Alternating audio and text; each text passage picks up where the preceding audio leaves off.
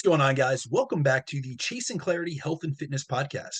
This is your co-host, Brandon DeCruz, and today is episode 100, where we're going to discuss the topic of how to cut through the BS in an age of misinformation. And we're going to celebrate 100 episodes of providing clarity on both complex topics and disseminating information. And I want to make an announcement for today's episode. I'm pleased to be joined once again by my original co-host and good friend, Jeff Black, who's on the other line, joining me for episode 100. So, in honor of our old format, I want to start today's podcast off by having us both give an update on what's been going on with our training, nutrition and life as a whole. As lately, I've just been jumping into the topics right off the riff. But on today's show, it's going to be more of a reflection on what's going on with us, what we've been trying to do with the show for the past 2 years, and kind of giving you guys some background information and just going into really a critical thinking conversation on how to interpret information, but also who to look to for quality information, because we're in an age of information where it's overwhelming, the amount of things that are coming at us, especially with social media and these different platforms. And a lot of times people are getting bombarded with an overabundance of information, but not quality information. So they're left confused. And that was really why Jeff and I came together as a whole 2 years ago to create this podcast. So Jeff, I want you to start off and let us know, give us a little background on what's been going on with you in terms of your training, nutrition, the book, your life as a whole. It's been about 3 months since you've been on the show, man. So you got a good amount to catch us up on. Well, first off, I've missed everybody. I've missed you, seeing you weekly. We chatted, and I just kind of needed a break, man. Being as you and I have talked privately, being a health educator just isn't my number one jam. I love sharing what I've done as a coach. My desire was never to be in the education, to do classes, mentorships. It's just not who I am. You know that, man. Mhm. And I had a chance to really kind of step back and refocus around the holidays, and I just decided to kind of go more down the author route. And I've got my book. I'm accepting pre-orders. It will ship in April. If you want it at a cheaper price, my beautiful signature and whatever you'd like me to write, as long as it's really, really fun. On there, it's $29.95 plus tax and shipping. It's just expensive nowadays, but I'm looking forward to getting my story out there. Training's been good. I do legs just once a week now. I've been working on downsizing. I've dropped from like 210 down to I'm like 177 as of this morning. Nothing real crazy. My back is doing really good. I'm getting a lot of art done every other week. I'm doing yoga once a week. I'm training 4 days a week. I'm only biking in the morning 5 times 30 a week. Jason's handling my nutrition. I thought about maybe jumping to men's physique, and kind of later on down the road. But my big thing was, man, after writing that book and just kind of this like life events last few years, I realized like I didn't have a sword against myself anymore. And it really wasn't when met that doctor in October, and he was just kind of like, I don't know how, but you're gonna kind of at this point you have damage, but you have a chance to kind of walk away and have some health, which is something, I think low key, man, in honest reflection. I think I was looking for bodybuilding to take me out, like just break something so traumatically that nobody would question if I like did myself in, which is why I always said, 43 has been an interesting age because I never ever thought I would kind of get here. And that's weird to say as a parent, but that's just part of my struggles. Now I've really worked these last few years to just reframe life as a whole. And I've just enjoyed kind of going down a different path for a little bit, man. I mean, my coaching business, dude's going good. Clients going good. I'm taking more in-person people, hanging out in my gym more, giving more coaches an opportunity to start their businesses at my gym. I did away with my coaching brand. I had to just kind of some stuff go on in regards to opportunities that present itself when just things came to where it was time for evolution to take place for everybody. And I decided to go on my own, kind of be like rogue like you, and I'm having the time of my life. I've never been happier, and I've enjoyed it. I bought myself an A-string guitar. So, you never know. I told my friend there's a couple of us guys who write country music, but they really like low key like death metal. So we're threatening to kind of do that for some fun, but Good for I don't you. know, man. Things are good. I don't have any complaints in my world. I'm a very lucky man, and you all who have reached out to me, and just said nice things and told Brandon good stuff. I really appreciate it. And I won't be a stranger. I told Brandon that. I just have an opportunity to really work on this book and kind of put it out there because, it compelled me to open up the After Dark series, which I do. 39,255 or 31,255 men. No, it's 39,000, sorry, 255 men took their life in 2022. So I've been doing an After Dark series. We just did an episode about porn and men.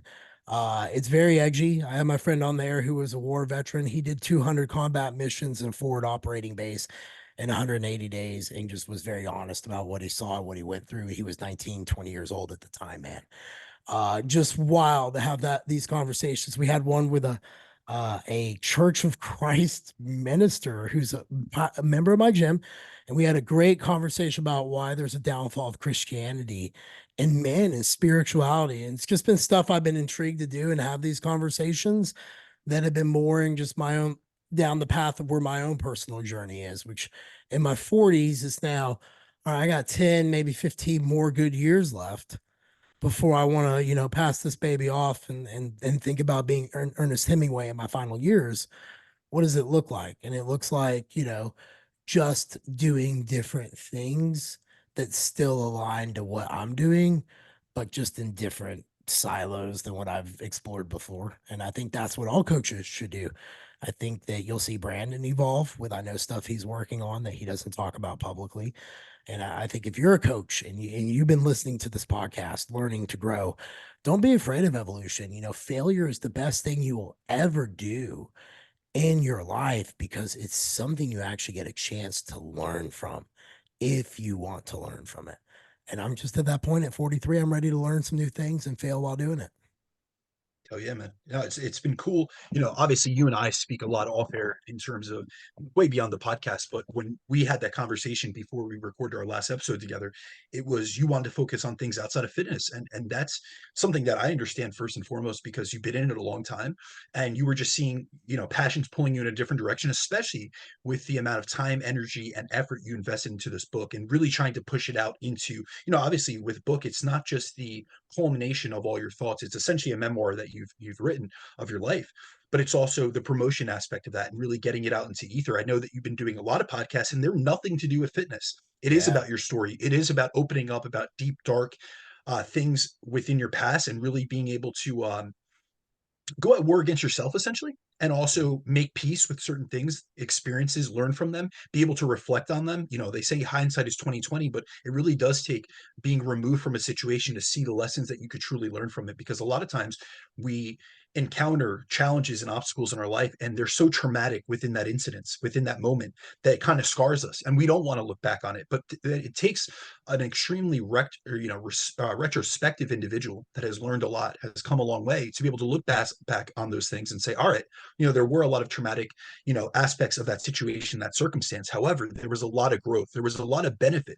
I always say this: for every gimme, there's a gotcha. And there were Yeah. things that obviously scarred you, both physically and mentally, but also strengthened you, who you Mhm. are today. The formidable individual, the essentially the persona of unbreakable. That is something that came from your childhood and from the unfortunate experiences that you encountered. However, you would not be the man you are today. You would not be the leader. You would not be the gym owner. You would not be the friend that you are today if you had you not gone through those experiences. And we know many people within the space that they haven't had any trauma. And I don't wish that upon anyone, but I think that a lot of times they can't relate and connect to people that have been through, most of the clients we work with, especially at this point, you and I both work with predominantly lifestyle clients. And it's like they're coming from a place where they've had a lot of shit go wrong. They failed over and over and over again. And sometimes people take that on the chin and they're able to move past it. And then other times people kind of identify themselves as a failure. And it's really Right. important that we've been through those situations. We felt like we failed. We have been over hardships and obstacles and childhood traumas and things of that sort. We've been able to work through it, whether that be through therapy, whether that be through close friendships, either deep work, self-development, and things of that sort. And it allows us to relate more to our clientele and to really give back to a community way beyond fitness. I always say that coaching goes way beyond the X's and O's of just training and nutrition in terms of, the sets and reps in the gym and the, calories and macros that you're prescribing to a client. It really is about life improvement. If we could, oftentimes I find myself, obviously I'm making nutritional and supplementation and training and cardio adjustments and all the X's and O's, that aspect. But a lot of times I'm giving them life advice. I'm giving them, trying to work on lifestyle modification, habit formation, and behavior modification.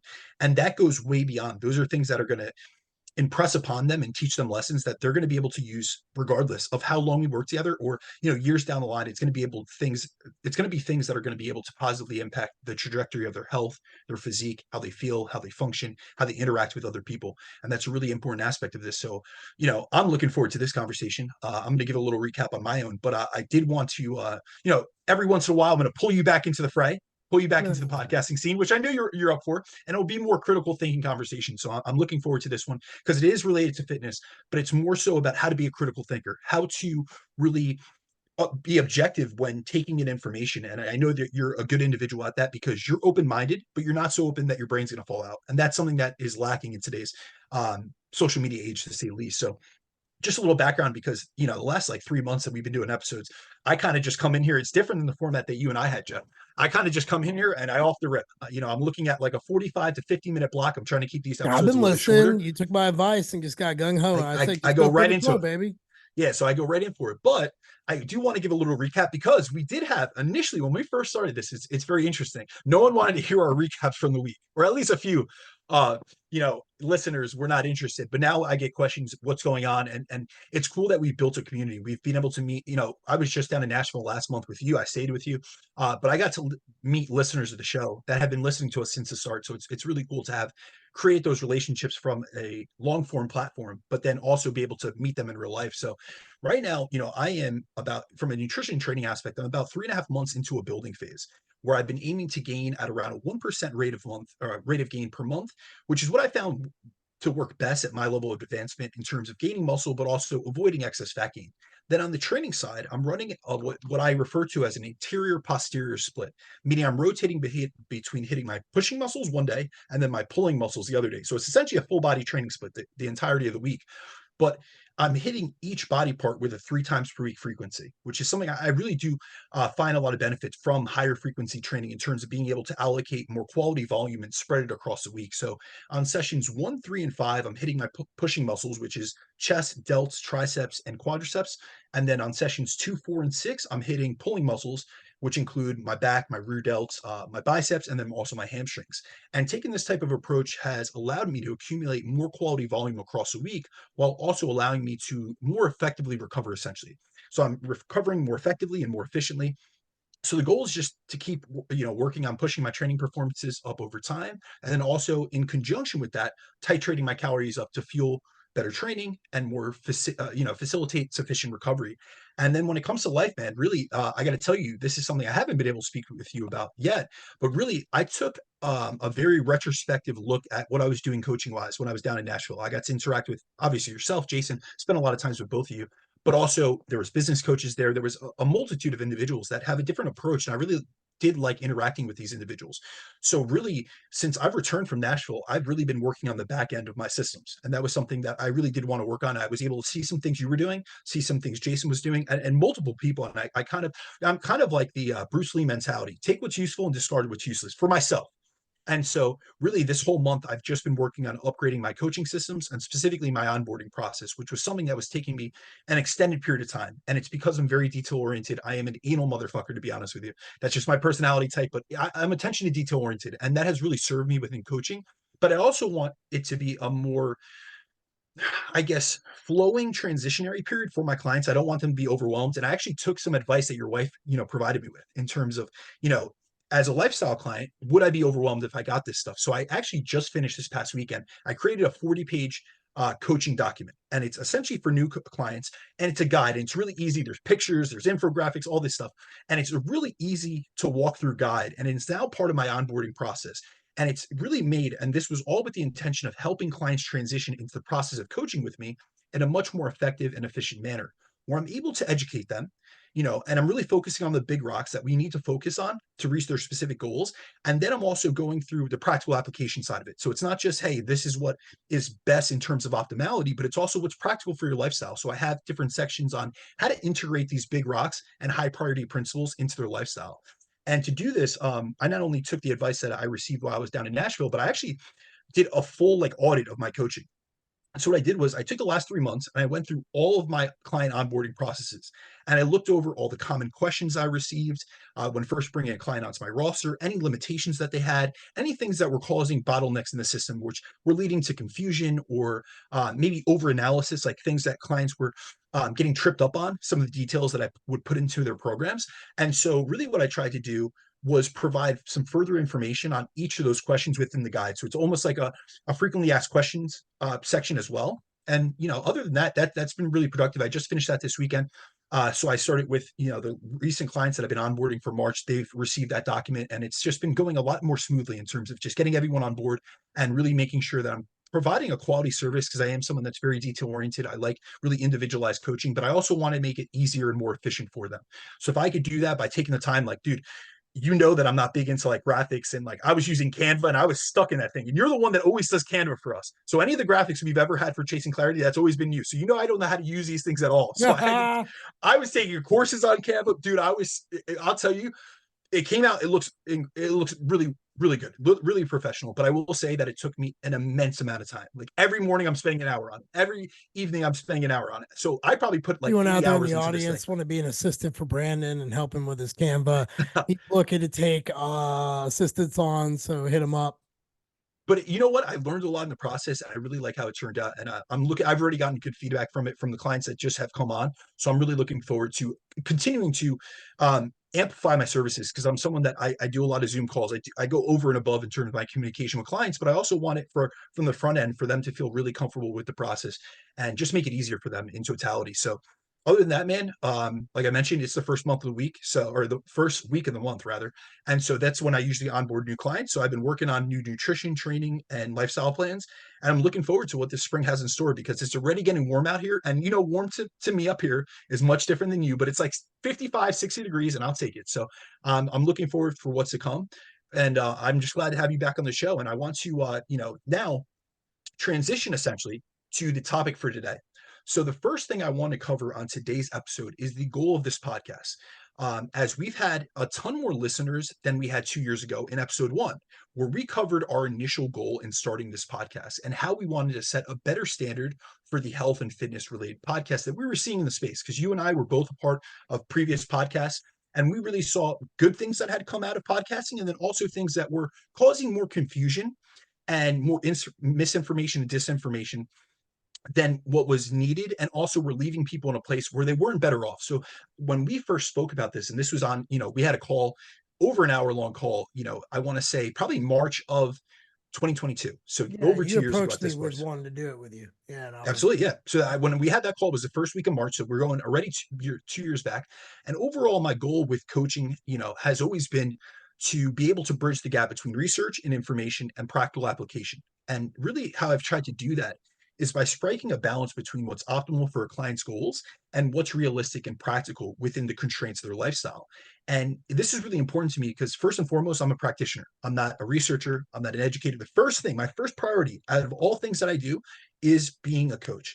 And so with that being said, like I really wanted to, and when we came together, it was like, let's see if we could blend the research and bring actual evidence-based information to an audience, but then also wrap it up with the practical application side, because there benefit from both. So from the research perspective, I'll tell you personally, I found an immense benefit to dedicating time. And I do this each and every single day. And I'm 11 plus years into coaching, and I still do this, where every day I spend at least an hour on PubMed or Google Scholar, and I'm diving into different topics that I deal with clients. So that could be related to things like nutrition, that can be training, muscle growth, and fat loss.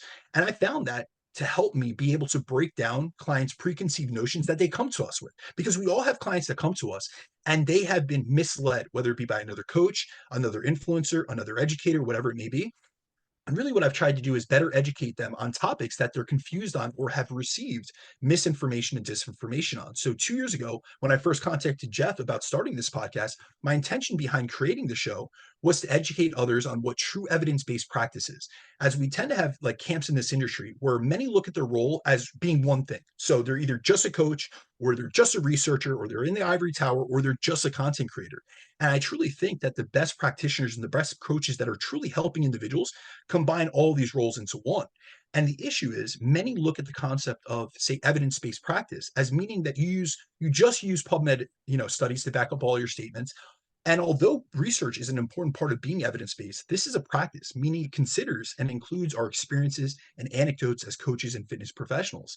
And I think many look at being evidence based as this dichotomous thing, when in reality, those who truly embody evidence based practice utilize all three components of the evidence based model that actually originated from evidence based medicine, which includes and considers the best available research evidence from the current body of literature on a topic. It considers the experiences, the skills, and the expertise of the practitioner, within our case is the coach, and then the goals, the abilities, the limitations, the constraints, and the preferences of the individual client that we're working with. So when it comes to being evidence-based, or what I would prefer to, refer to, I know that evidence-based, that's a term that's very popular, but I actually would rather refer to it, and I enjoy referring to it as being evidence-informed. So I'm informed about what the evidence says, but I'm also very aware of what my clients need, and then also what my experience leads me to believe. I'm always trying to keep up to date with the research, as it allows me to bridge that gap between science and practice. And by spending time digging into the literature, it allows me to better educate and inform my clients. And over the past decade, I found that being able to truly explain what we're doing and why we're doing it helps my clients to buy into the process and make better progress as a result. So I've tried to approach how I present information on this podcast in a very similar manner as how I approach coaching, which is to use my experience, my knowledge, and my expertise to create clarity on complex topics and cut through the BS and the pseudoscience that's promoted each and every day on social media, on TikTok, on all these different platforms, which they're just literally being marketed and advertised towards people and just leading to more confusion than anything else. And so I think it's really important to point out that science doesn't, tell us exactly what to do and how to do it. Research simply provides us with a guideline and information on principles, but we as a coach have to learn how to properly apply those principles to people in the real world. And so evidence-based practice shouldn't just be about research and studies, nor should it just be about anecdote and experience. It needs to blend the two. So we as coaches also have to realize that adherence underpins everything. So a program can look perfect on paper based on a client's goals, but if they can't follow through with it due to a lack of education, a lack of knowledge, or a lack of time, it won't work or provide the intended results, which is why in the last few months, the episodes have been formatted in a way. And Jeff, this was actually advice from you, where lately in all the podcasts that I've done in the last 3 months, I'll go over a concept, I'll dive into the research that we have on that specific topic, and then I provide a client case study to not only teach listeners about a topic and about the more nuanced aspects of it, but also to show them how it's applied in practice. So this is really where we're trying to blend all these things. And this is something that you and I both have experience with. So I really wanted to open up about the intention behind this show, and then also how you have found the benefit of doing so, and really being able to educate others. And I know you don't take the stance of an educator, but think about what your role is as a coach in the gym, especially. You're more so in the context of the gym. You're educating people when you're going through things because they're confused, or they're coming to you with these preconceived notions such as, carbs make me fat, or I can't lose weight without, cutting out all my carbs, or all these things that those in the lifestyle, general population really give into and believe because of the nonsense that's on tabloids or that's on social media. So I'd love for you to expand upon how you found a good way to be able to present information to people where it's going to stick with them. Man, I think when you do one reading, I read books like some opposite of what you do with the PubMed, but it's to get in topics on things that interest me in terms of what clients have been through or troubled them, right? What I usually work with clients on is understanding that they come to you usually with these very complex things that they've seen, i.e., like recently I had this guy who was trying to do this very complex workout with the featured top sets and this, that, and the other thing. And it was like this brilliant workout, but the man didn't even understand that he needed more than like 50 grams of protein. Like, so it's always tends to be very high and very top. So what I try to do is work with clients on understanding where the baseline of stuff is, and then giving them information based upon like those coaches I've actually worked with that I know that are going to put out good quality stuff. Like, hey, go check out this podcast because this was a great episode with da da da da. I think you've done the same thing. I can't tell you how many times I've included our own podcast like in client emails just because, hey, Same here. Brandon like slammed it out, crushed this.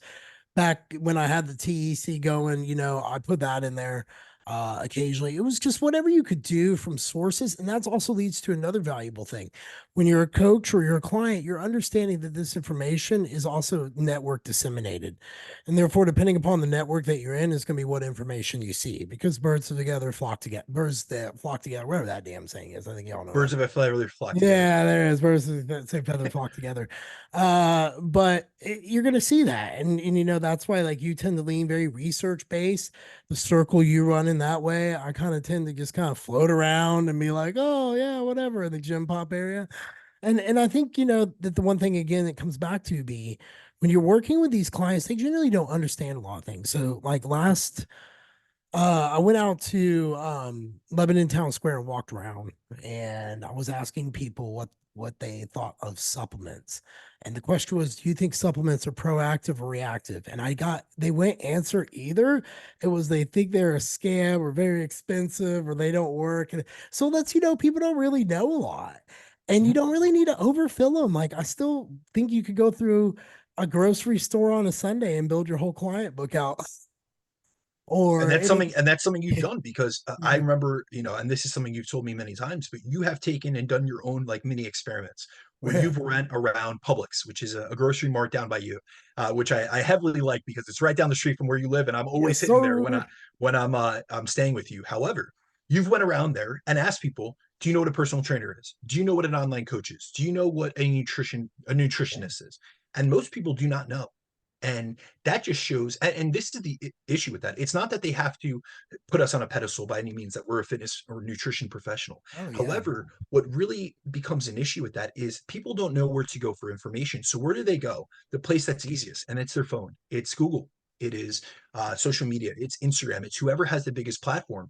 And there's a massive issue with that. And a lot of times influencers, it's people that you cannot relate to. These are unrealistic expectations. A lot of times they don't look the way they do because of information or intellect or actual knowledge of being able to apply it to anyone but themselves. But it, Wait, 1 second, 1 second. Your mic cut. No, that's serious. Maybe your headphones died. Lag. I'm gonna pause for a second. pause it. Ladies and gentlemen. Oh, wait, you're back. Can you hear me now? Yeah, that was weird as hell. All right. See, ladies and gentlemen, it's like a curse when I came back. I'll shut up and ride this one out. All right.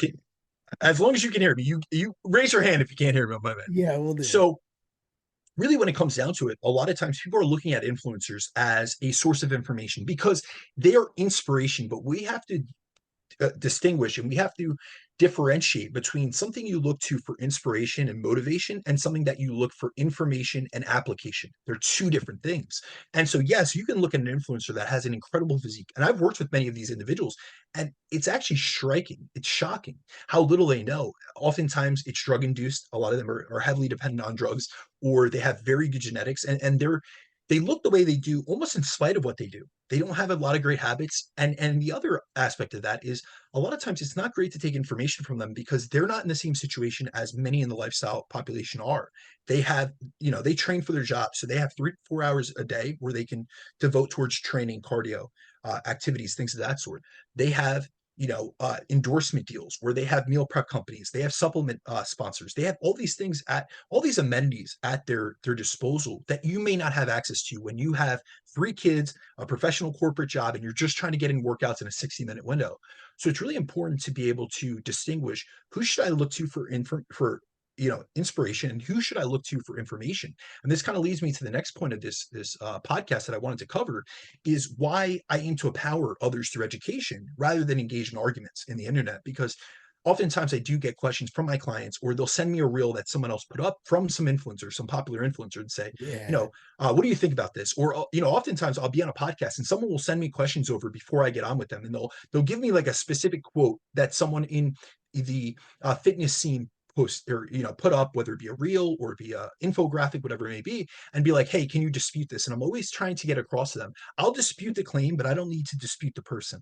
That we need to separate these things because it's not me trying to go over after people specifically. I'm not trying to engage in arguments on the internet. I don't have time for that. I'm working with real people. And I'm really trying to make an impact on the people that I work with. And so since day one, I've always, my primary goal has always been, especially with this show, is to empower people and others through education, which is why I focus on disputing false claims rather than going after the individuals who make these claims, as I want to provide others with information and education that is both useful and applicable. I'm not trying to, like, this isn't, I understand that this is very popular, but a lot of what you guys get on social media is infotainment. So it's controversial, it brings likes, it brings controversy, but it's really like diluted in terms of the actual information, what you can really apply. And unfortunately, most fitness professionals these days spend most of their time and attention on debunking myths and calling out individuals who promote these forms of misinformation. And the reason that they call them out, a lot of times it's not because they have a personal vendetta against them, but they know that it will bring clout to their page. And this is why whenever I'm asked about a specific influencer's nutritional approach or their protocol, whether it be through a message on, social media or on a podcast, I spend my time and energy focused on clarifying the principles that underlie why the approach or the protocol may or may not be effective, rather than spending my time and energy trying to tear down the individual promoting this particular approach for their own gain and profit. Because oftentimes that's what it is. Unfortunately, a lot of times, sometimes it could be due to ignorance, but there are people with vast amounts of education that promote things for their own personal profit and gain. And I don't align with that. I don't agree with that from a moral and an ethical standpoint. But also, I'm not here to impede upon anyone's business. I want to put out such good information that it overshadows the falsified claims that they're making. And I find many times that far too many individuals within our space, they claim to be a nutrition and fitness professional, but they don't conduct themselves in a professional manner at all. And despite claiming that their main focus and goal is to help others, their actions don't back up their statements. As a professional, our goal should be to raise the standard of this industry and of our profession as a whole. And that doesn't come from trying to call out and embarrass other individuals on the internet for your own personal gain and to get more likes on your posts. You should really be focusing on the clients that you work with and on really making a positive impact on those individuals. And that's why I never take that aspect. Yes, there are many people within our space that have much larger platforms than me that when it comes down to physiology and stuff, I'll run circles around. And I could call them out and make a reel and do one of those spliced videos in the back. That, yes, that could make my page blow up. However, that's just not something that I align with from an ethical and a moral standpoint. You know, I really find that we need to devote more of our effort towards putting out quality information, dispelling myths rather than other men and women, and truly helping others so that they not only know what type of information to avoid, but also what things they can and should apply to improve their body composition and health. And this is something I believe we've been aligned with, Jeff, you and I, since day one, when it comes to providing information, because you're always open-minded to hear the opinions of others, even when you don't agree. And this is something there's been many times that we don't agree on something, but and this has happened in the context of other individuals within our circle.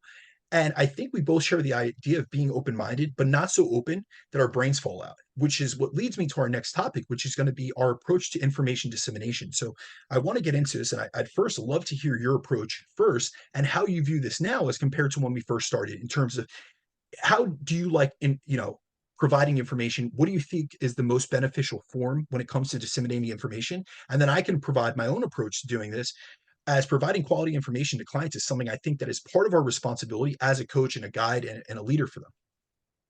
Well, I think always just with me when I've shown up to do this with you is you obviously over prepare and dive in, and that was what the goal was. That me to kind of just create some thoughts to go different, bring different things up. My thing has always been this is what I have seen when I coach people, and I want you to know like this stuff works, this stuff doesn't work, this stuff kind of works. And me and you've talked about like, I've done the weird stuff, like put people in through the fasted protocols, the keto, and they unlock, and I don't know why. And it could be maybe they've just never done it the right way, and suddenly it worked because maybe it was their 18th time and they didn't want to be a screw up on the 19th time. I don't know, but it worked. And sometimes, giving girls hit, they don't die and melt away. Like they respond really well and they like it a couple of days a week. I don't know. I've just always tried to show up when I disseminate my information. It's either books I've read that I've been like applicable to explanations I've been able or had to have given clients. Meaning, that's the whole purpose of reading, right? Mhm. And a client or someone asks you a question, be able to answer that question for them. And that's like, it's like the hunt of being a better coach. You're hunting for better education. And I've just always tried to disseminate what I found to be useful and what I found to be practical and things that work. And I'm one of those people, man, like you said, I don't give a shit. I'll hear what anyone says. I don't care. I just want people just shut up and try something that I said. See if it works. And if it doesn't, okay, well, maybe it's not for you. Maybe it didn't work. I don't know. But magically, it just didn't reappear because I, like Brandon, don't make jack crap for money off of lying to people about something if it works or not.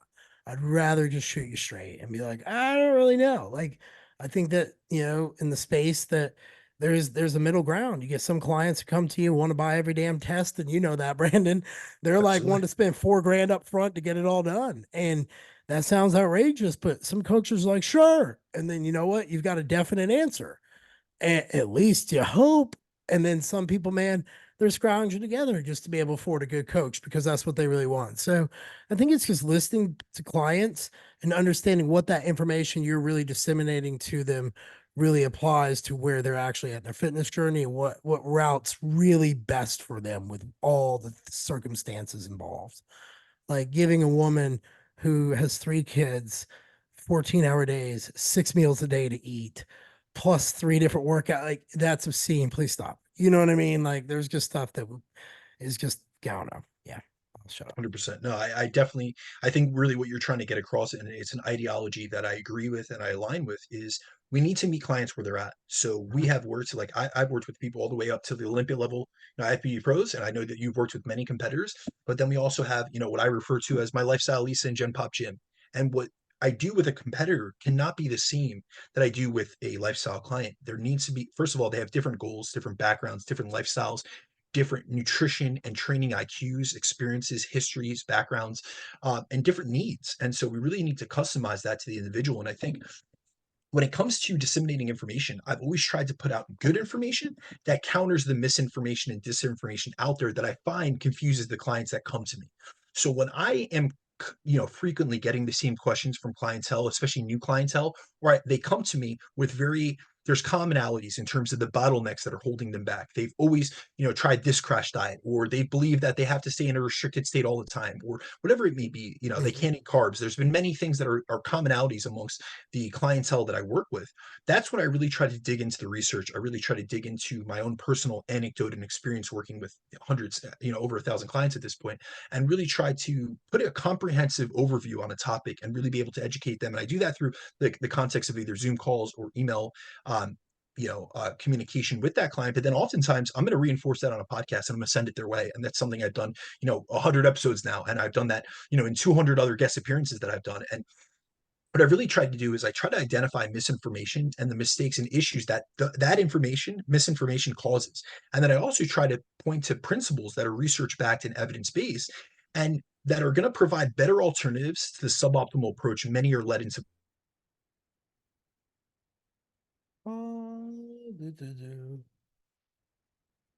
Go. All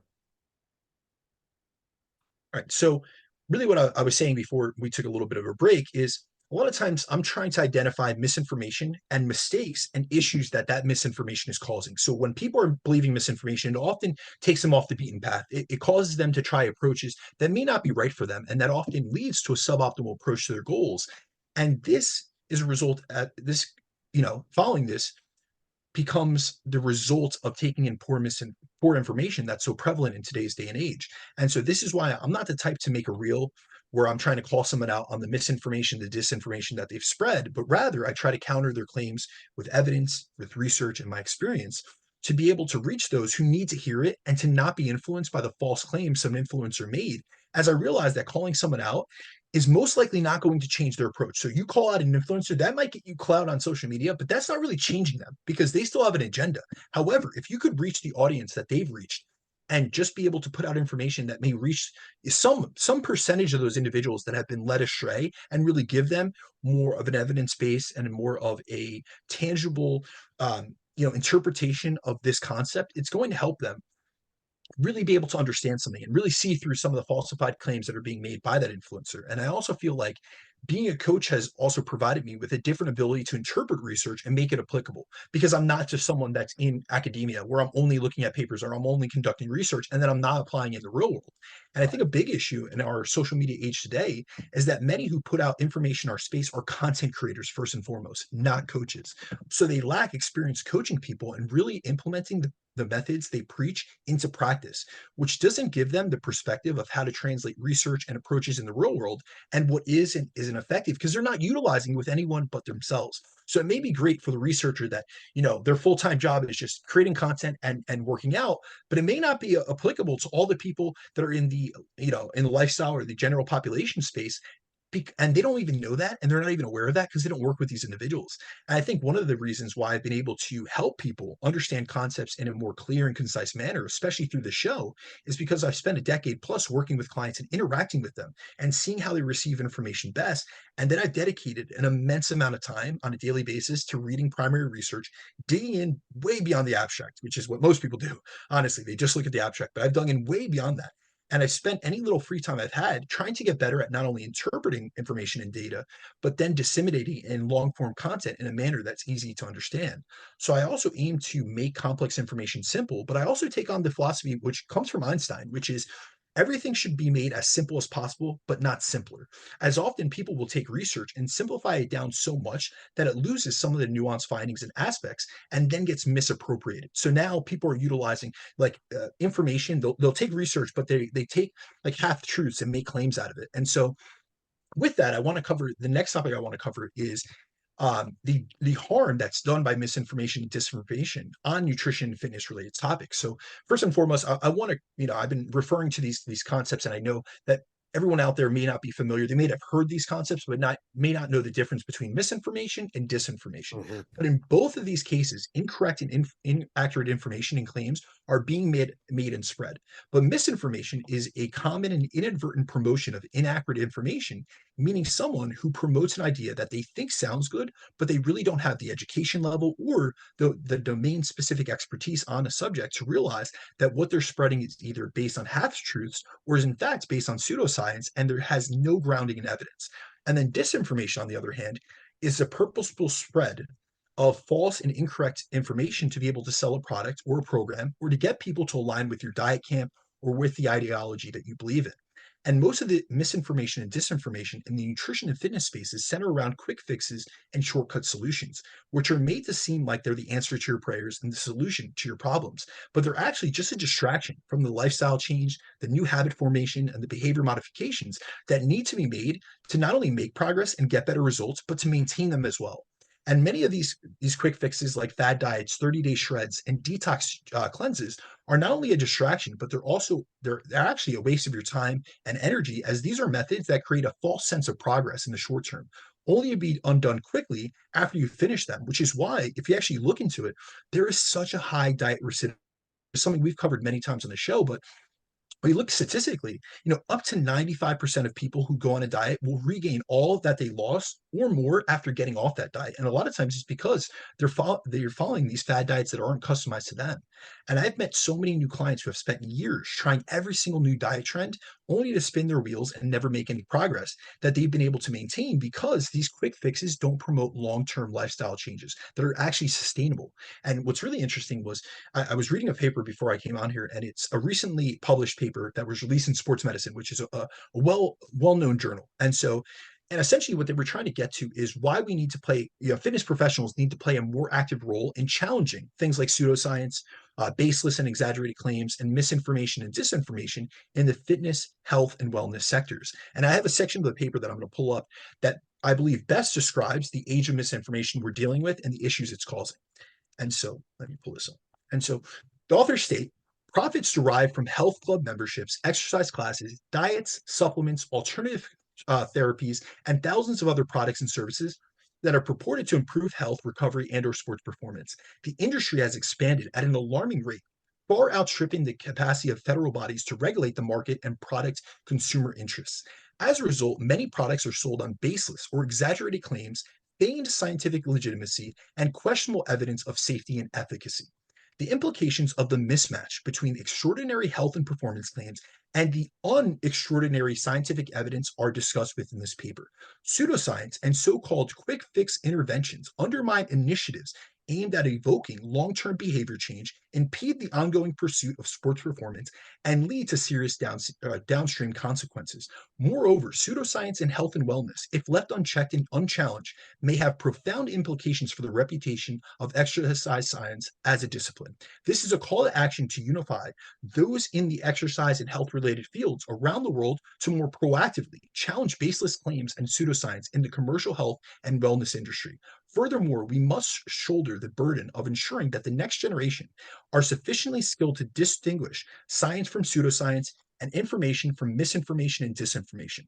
Better population health, sports performance, and the very reputation of this discipline may depend on it. So, essentially, what this research paper is trying to highlight is the issues that are caused by giving into marketing ads around quick fixes and shortcut solutions, and how essentially what they do is they don't reinforce true habit and behavior change and the lifestyle modifications needed to not only improve your body composition, but maintain those improvements long term.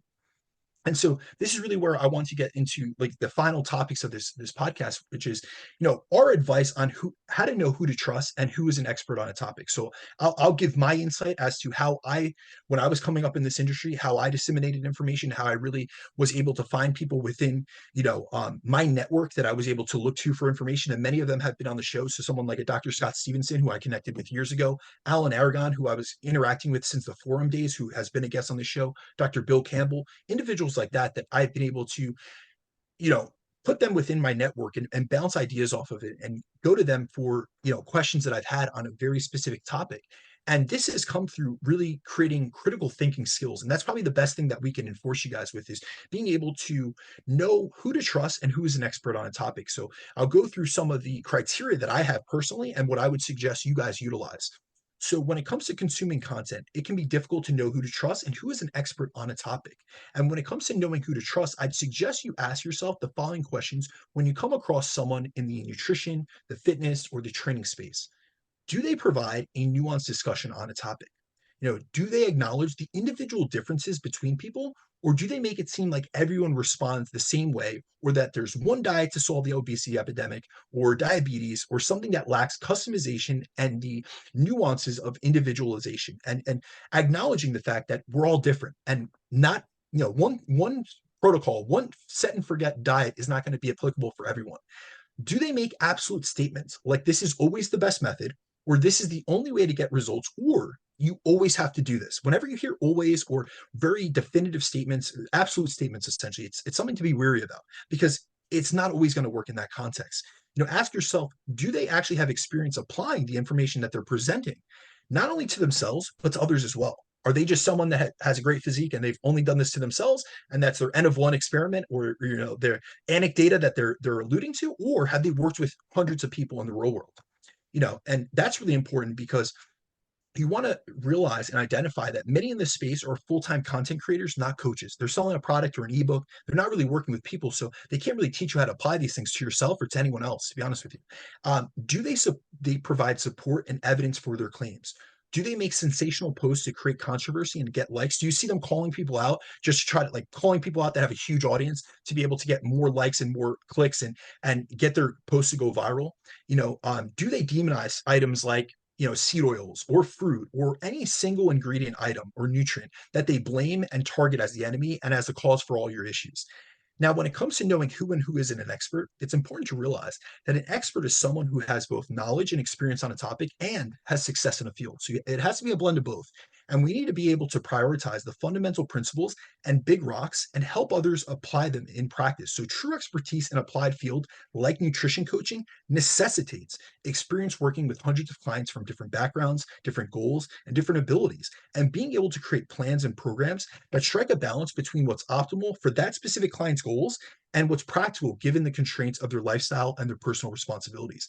So, what we have to realize is that if someone is disconnected from practice and from coaching, they don't know what truly does and doesn't work for anyone but themselves, which is why it's important to be cautious about getting information from content creators and influencers, and really should be looking for people that have actual experience working with other people. Because if it's just someone making a reel or they're just making these TikTok posts and things of that sort, but they've never done it with anyone else, their information most likely won't apply to you. So, Jeff, do you have any insight that you would like to provide in terms of how to know who to trust and how do you know that someone is an expert? Well, I think you nailed pretty much a lot of them. I think one big thing is this: pay attention to what kind of content they post. Like, meaning, if it's only just a professional side, ask yourself, like, well, what's going on personally? Like, do you align with them in that way too? Because often that will help you see like the lens that they see things through to help you better understand, do you really want to follow this or not follow this? Because, people change. And I think you have to be open minded if you're going to follow people. But for the most part, man, I think you hit it on the head. And I think you're just living in a day and age where, whether or not whatever we say here, it's just easier to be an expert than ever before. In fact, I don't even know what an expert even is anymore, I guess. I All mean, I right. see stuff if you watch the news. I'm like, you can be an expert in that.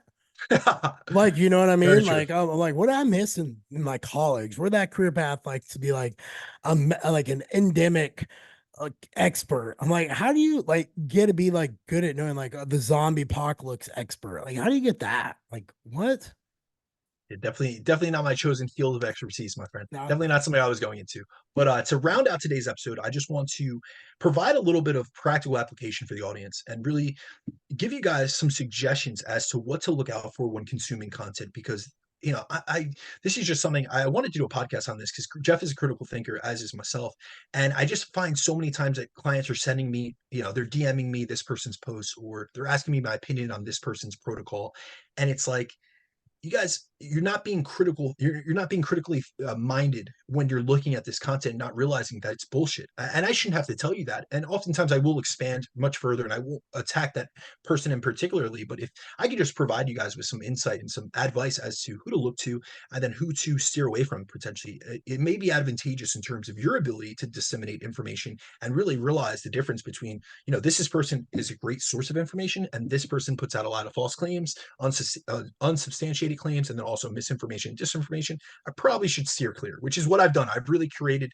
I have a great interaction with social media because I've created an environment, and it's essentially like I've created an echo chamber where I'm not getting posts coming up that are from people that I don't find have intellectual integrity, and so it's very, I'm in alignment with who I want to see, but I understand that not everyone has been very diligent about who they follow and who they don't follow. So when it comes to what to look out for when consuming content, the worst perpetrators of misinformation are generally fitness influencers.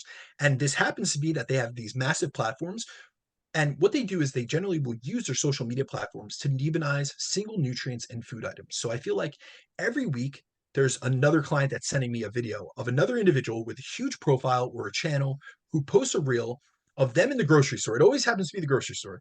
And they're holding a food or they're fear mongering about why you shouldn't consume this food. And the issue with this is that many of these individuals have advanced degrees or the title of a doctor. So it's in their headline, it's in their profile, or it's in their Instagram bio name. However, it's in a field completely unrelated to nutrition, yet they use this as an appeal to authority to influence others to believe their nonsense, despite them having absolutely no academic credentials or education in the field related to nutrition, exercise science, physiology, or anything of that sort. And many of these individuals make claims that aren't substantiated by evidence. And in the rare case that they do cite research, it's almost always mechanistic research done in animal models, not applied studies that show outcomes in human beings. So these findings can't be applied to us as humans because many times when they do these, they cite these mechanistic studies, it's on things like sucralose or it's on dairy or all these different things. And it's like, all right, well, let's look at the human applied studies in the randomized control trials. And they show opposite findings than what you're showing with this mechanistic animal data. And the issue is that in today's day and age, if we think about it logically, the reason why there's so much misinformation, disinformation within nutrition is because everyone eats. So everyone thinks they should share their opinion and any little knowledge that they have on nutrition, even if they don't have a background in it. And this causes misinformation to spread quickly, as a social media post that's related to health has a 6 times greater likelihood of going viral and being spread than a piece of scientifically accurate information. That's a statistic that they've shown. And so what we have to realize is we don't suffer from a problem of lack of information in this industry. What we suffer from is a lot of misinformation, which causes confusion for many. So, when consuming your nutrition and fitness related information, especially on social media, I look out for common fallacies that content creators and influencers make as many of them make content that's self-serving and fits a very specific narrative. So if they have a certain diet ideology, they are under a carnivore camp or whatever it may be, like they're under one specific camp and they only Mhm. propose the benefits of that, but they demonize everything else, that's a warning sign. If you see that they allow their personal bias to conflict with their content creation, that's something to look out for. If they promote a very specific diet, whether that be intermittent fasting, carnivore, whatever it may be, Atkins, whatever it may be, and they take a very specific cherry picked selection of evidence to reinforce their beliefs, but they don't acknowledge the other good data that shows disparage, kind of goes against their beliefs or their diet ideology, that's something to look out for. And if they misextrapolate data, which many times they do, and it's not that there's an issue with believing in a method or believing in an ideology, but if you're misextrapolating data to try to reinforce unsubstantiated claims, it's wrong and misleading. So overall, I think it's important to follow those with expertise, experience, education, and knowledge, but also acknowledge other approaches that have efficacy and also who don't just sell a fear-mongering narrative that makes you think that fruit is poison, sugar is the devil, and that we don't need fiber in our diets, or any other egregious claims out there, which these are just the most common within 2023 to 2024. So those were just a little bit of um, recent things that I hear, and it's just things without data or without substantiation. But Jeff, I want to thank you for coming on for episode 100. I'm surprised. It's crazy. It feels like just yesterday that we were recording episode 1, which was setting the standard. But it's been an incredible journey. I appreciate your help through this. And, if there's anything else you want to say within this podcast, let it rip, my man. I'll be back on every so often, like B said. Probably like at least once a quarter, I'll come by and say hello. But I want to say to everybody out there, this is one of those podcasts where I just kind of sit back and it makes me wonder, like, what direction do we want our space to go? I think is what I would say as my thoughts as I reflect on this, what we just talked about and Brandon had presented on. Where do we really see this going? Is it really for the better of what we can give our best to everybody who really need it?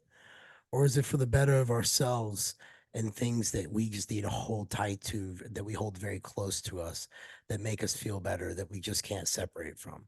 And I would challenge anybody who feels the latter to change, to look at growth, because there's a lot of sick people out there who really are going to need our help, man. And I just think that if the space focused more on the same energy, like I tell my sons, this is something I wish my dad had been around and said to me. The same energy you put towards being pissed off is the same energy you could put towards going and creating something. And I didn't really get 100%. that into my 30s. And that was unfortunate for me. And I really try to tell them that. And I think it goes to business too. Like I can spend my day being pissed off that like I'm about to head to a meeting where a guy like with a forklift punctured 100-gallon water tank that busted through the wall of my gym and my staff had to clean the mess up. And the guy smoked a cigarette and watched. Like I have to go out and meet with the landlord to talk about this stuff. And it's like, the same amount of energy there, right? He could have just come in and been like, oh my God, it would have been a whole different situation. And that's why I tell everybody, like, if I sat here and let my life just be all focused on the negatives, ooh, it's a daunting world, man. And I've already been there. And Mhm. especially in business, you guys are gonna have a lot of unexpected, just like that, guy with the forklift. And I just look at it like there's gonna be more than enough opportunity to be pissed. When it comes out there and you're looking about your content you're creating or content you're following, ask yourself, does it really benefit the if you were looking at this through the opposite lens, would this message really matter to you? And what is it really saying? And I think when you see what the coach is really trying to say, you can understand if it's authentic or not. 100%. That was a great way to put it, especially with the investment of energy, because it takes the same amount of energy and effort to put out hate into the world than it does to put out good, positive things. And I think that's why I've always taken the approach where I have other colleagues and other friends that have taken the call out culture approach, which is very popular in today's day and age, and their pages have grown immensely, much more than mine have. And I have decided that I'd rather put my energy into putting out good information that leaves people better off than they they came to me at, rather than just trying to call out people. Because there's the other aspect of that, that yes, this person is spreading misinformation. I don't agree with that ethically or morally, but also they have a business, they have a family. I always try to think about that. And that's something that you and I have spoken about off air. We should never be trying to tear someone else down to bring ourselves up. If I can just put out such good information that people hear, and they hear this person's argument or their falsified claims, and then they hear my argument with evidence, with research, and with doing it from a good place in my heart, like I genuinely want to see people succeed and empower them through education, that's on them. I'm not telling anyone out there who to believe, but those that truly want to benefit and help themselves, they're more than able to decide for themselves. But I encourage them, try both, try both approaches and see what works best for you. And I can almost guarantee that one that is more evidence-based and backed, and has been substantiated in the trenches, is going to lead you far more in the right direction than astray, like a lot of other people do. So as always, guys, we want to thank you first and foremost for being with us for episode 100. And for those that have listened, because there are specific individuals that have told me they've listened to literally every single episode, we are truly appreciative of you guys. Thank you for being a part of the Chasing Clarity community. Jeff, sign us out for where they can find you. I'll do the same, and we'll be done, my man. I'm on Instagram, jeffunbreakableblack.com. And if you're looking to pre-order my book, they ship in April. It is brittle2unbreakable.com. Perfect. All right, guys, as always, you guys can reach me at bdacruzfitness@gmail.com. That's for coaching or Zoom consultations. You guys can also find me on Instagram, which is at @BrandonDeCruz_. And then for anything else, you guys can find me every single week here on Fridays on the Chasing Clarity podcast. Thank you guys for joining us, and have yourselves a great weekend. Peace. Peace.